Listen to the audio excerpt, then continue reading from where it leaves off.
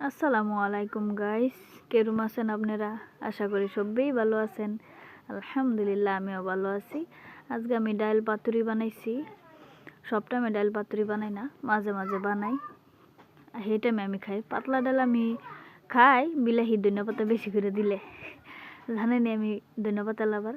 আজকের পাতুরিটা জাস্ট মানে কইতে পারিম না, এত সুন্দর হয়েছে। কি লেগে ধনিয়া পাতা বহুত দিছি যে আমি হইতে পারে আরেকবার জন্ম নিলে ধনিয়া পাতা গাছ হবো। কে লেগে আমি বহুত ভালো পাই। ভালো লাগলে লাইক দিবেন।